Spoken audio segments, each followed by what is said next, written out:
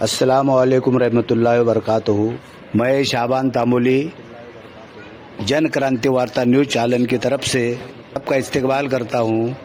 मालेगांव में आज तारीख 10/2/2024 को ग्राम उद्योग मंत्री नामदार चंद्रकांत दादा पाटिल साहब और पालक मंत्री नामदार दादाजी भुसे साहब और मालेगांव के आमदार मौलाना मुफ्ती इस्माइल साहब, इन्होंने उनके ताल्लुक से और साजिंग के ताल्लुक से जाफर सेठ के कारखाने में जाकर वह विजिट दी और वहाँ से निकलने के बाद मालेगांव डायमंड लॉन्स में एक मीटिंग मुकर्रर की थी और वो मीटिंग के अंदर उन्होंने साजिंग के ताल्लुक से और लूम के मजदूरों के ताल्लुक से गुफ्तगू की और वो गुफ्तगू में उन्होंने ऐसा आश्वासन दिया कि तुम्हारे लूम के ताल्लुक से, मजदूरों के ताल्लुक से और साजिंग के ताल्लुक से जो भी रोजगार है यहाँ का, इसके ताल्लुक से हम मुख्यमंत्री एकनाथ शिंदे साहब के पास ये बात रखेंगे और पूरे मंत्रिमंडल में ये बात रख के तुम्हारी जो भी मसले हैं उस मसले का हल हम निकालेंगे, ऐसा आश्वासन दिया। आपण पाहत आहात जनक्रांती वार्ता, जनतेच्या क्रांतीसाठी बुलंद आवाज, जनक्रांती वार्ता। आपने मालेगांव की जो समस्या है और उसका क्या हल है राइटिंग में दिया है और उसका शॉर्ट में यहाँ पर तस्करा किया है। मैं सिर्फ एक गुजारिश, एक अपील करना चाहता हूँ कि दादा, आपकी सरकार अगर एक मर्तबा मोहब्बत की नजर से मालेगांव की तरफ देख लेगी तो मालेगांव के लोगों के बहुत सारे मसले हल हो जाएंगे। हम सरकार की मदद के बगैर लोगों को रोजगार फराहम कर रहे हैं और स्टेट सरकार को हो, केंद्र सरकार को हो, हम 100 करोड़ रुपया जीएसटी के उन्वान से टैक्स की शक्ल में दे रहे हैं, लेकिन हमें रिटर्न आज तक कुछ नहीं मिला है। हम आपसे रिटर्न की उम्मीद रखते हैं कि ऐसी कोई पॉलिसी बने कि अगर मालेगांव से 100 करोड़ रुपया महीने का टैक्स की शक्ल में सरकार को जाता है तो सरकार की तरफ से मालेगांव को भी कुछ ऐसा मिलना चाहिए कि मालेगांव विकास के रास्ते पर, प्रगति के रास्ते पर जाए। बेरोजगारों को जहां यहाँ रोजगार दिया जाता है, रोजगार बढ़ेगा, सरकार का रेवेन्यू बढ़ेगा। आपकी आमद पर मैं आपका बहुत शुक्रगुजार हूं। मालेगांव वासियों की तरफ से आपका इस्तेमाल करता हूं। हमारे महाराष्ट्र के डिप्टी चीफ मिनिस्टर फडणवीस साहब नासिक आने वाले हैं और हमारे जो है पालक मंत्री दादा भुसे साहब का प्रोटोकॉल के हिसाब से वहां रहना जरूरी है, इसलिए हम अपना प्रोग्राम मुख्तसर करते हैं और उम्मीद करते हैं कि थोड़ी कही हुई बात को आप अच्छी तरह समझ लेंगे और हम जो चाहते हैं, आपसे जो आशा और उम्मीद है वो पूरी होगी। बहुत बहुत शुक्रिया। अब हमारे लोकप्रिय नेता दादाजी भुसे साहब अपना वक्तव्य रखेंगे।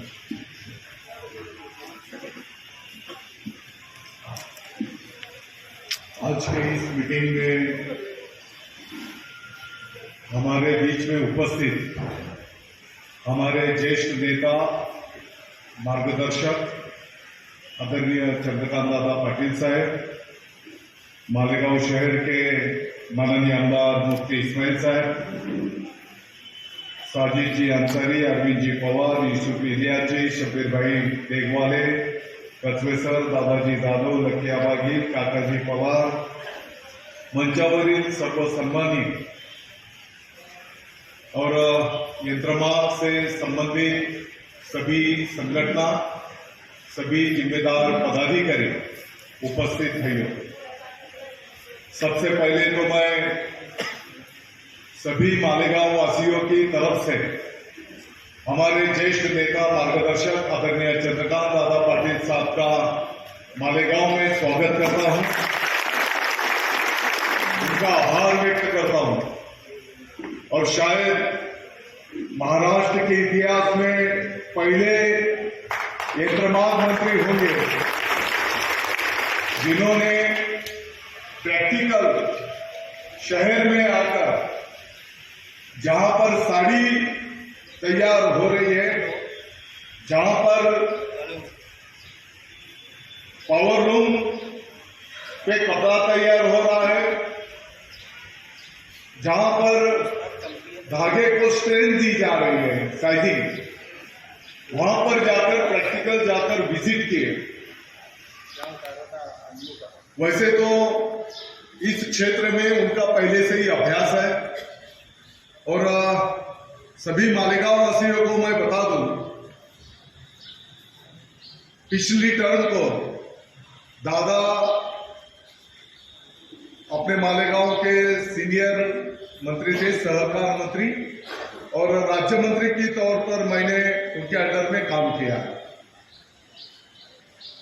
तो दादा का स्वभाव, जो मर्यादित चुने हुए लोग रहते हैं, जो डिवोटेड काम करते हैं, समर्पित भावना से काम करते हैं, उसमें से एक नेता चंद्रकांत दादा पाटिल साहब। मुफ्ती साहब भाई ज्यादा वक्त ना देते हुए दादा का यहाँ पर स्वागत करता हूं और मैं आपको विश्वास दिलाता हूं। आपने अभी अपने ख्याल रखते हुए बताया क्या तुम्हारी सरकार, ये अपनी सरकार है, हमारी सबकी सरकार है, गोर गरीब तख्ते की सरकार है। जो आखिरी झोपड़ी का जो नागरिक है, समाज के सब घटक को साथ में लेकर महाराष्ट्र की प्रगति, ऐसी सोच की अपनी सरकार। आप देखते होंगे मुख्यमंत्री महोदय एकनाथ जी शिंदे साहब रात को 3-3, 4-4 बजे तक काम करते हैं। उनको मिलने को आया हुआ आखिरी आदमी को मिले बगैर वो सोने को जाते नहीं। देवेंद्र जी फडणवीस साहब, अजीत दादा पवार साहब 24 घंटे में से 18-20 घंटे काम करते हैं। और आपने देखा होगा एक साल में जो निर्णय अपने सरकार ने किए, वो निर्णय आज तक महाराष्ट्र के इतिहास में कभी नहीं हुए थे। और जहां तक एक टेक्सटाइल रिलेटेड इंडस्ट्री का सवाल है, यंत्रमाग का सवाल है, मैं मुख्यमंत्री महोदय एकनाथ जी शिंदे साहब, उप मुख्यमंत्री महोदय देवेंद्र जी फडणवीस साहब, अजीत दादा पवार साहब और चंद्रकांत दादा पाटिल साहब का मैं आभार व्यक्त करता हूं। इस क्षेत्र के बारे में जो अड़चन है, जो समस्याएं हैं और उसके ऊपर क्या हल है, इसके बारे में अहवाल देने की जिम्मेदारी उन्होंने अपने मालेगांव के ऊपर दी। इसके लिए मैं उनका आभार व्यक्त करता हूं। दादांनी या संदर्भामध्ये मालेगावमध्ये 3 बैठका घेतल्या। सगळ्या प्रमुख संघटनांची आम्ही 2दा बसलो, सगळे प्रमुख आहेत तिकडे। एक मोठा कार्यक्रम पण मालेगावमध्ये आम्ही संपन्न केला। त्याच पद्धतीने मुंबईमध्ये पण 3 बैठका आम्ही घेतल्या आणि जवळपास भिवंडी असेल, इचलकरंजी असेल आणि महाराष्ट्रामध्ये जिथे जिथे हे क्षेत्र संबंधित आहेत त्या सर्वांचे मनोगत, त्या सर्वांच्या सूचना आम्ही त्या ठिकाणी घेतलेल्या आहेत। मैं इस क्षेत्र से संबंधित सभी महोदय को आश्वस्त करता हूं, आपको चिंता करने की जरूरत नहीं। हमारे कामगार से लेकर मालिक से लेकर, जैसे अभी मुफ्ती साहब ने बताया, A to Z value addition भी मालेगांव में या जहां पर वो प्रोडक्ट होता है तो वहां पे ही कैसे कर सकते हैं, इस तरह का सभी कंटेंट्स लेकर आपने जो जो बात रखी है वो पूरी बातें वो अहवाल में ली गई है।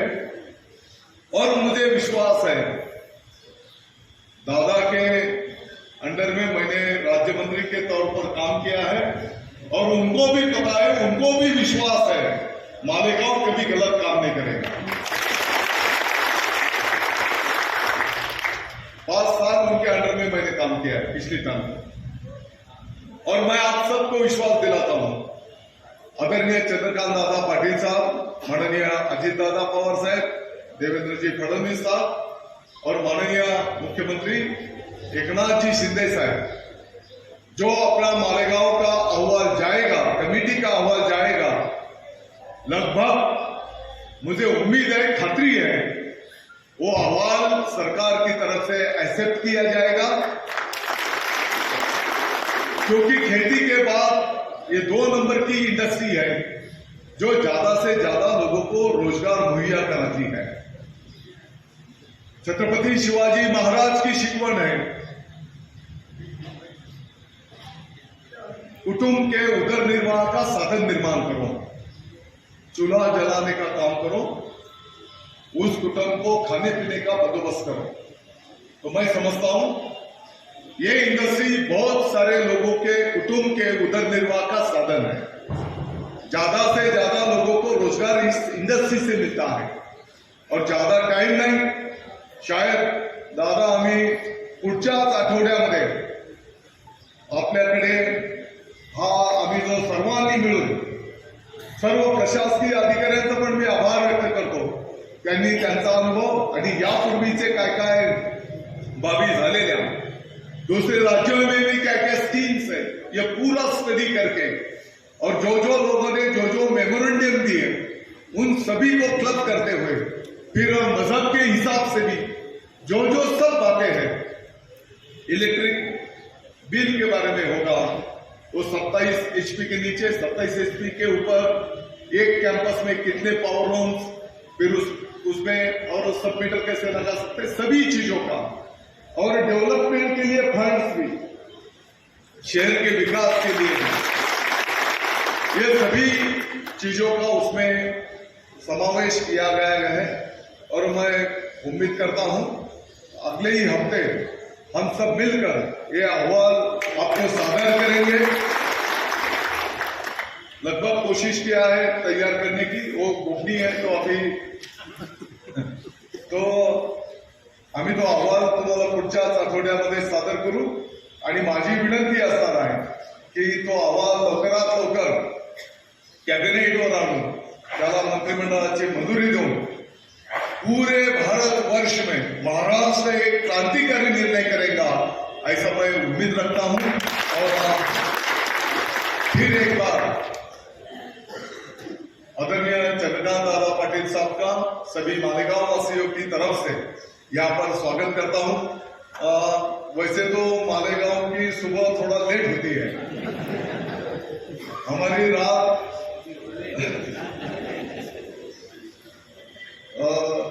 लोकांचं जेव्हा सवेरे सवेरे हमारा दिन खत्म होता है क्या नहीं, तो दोपहर से हमारा दिन चालू होता है।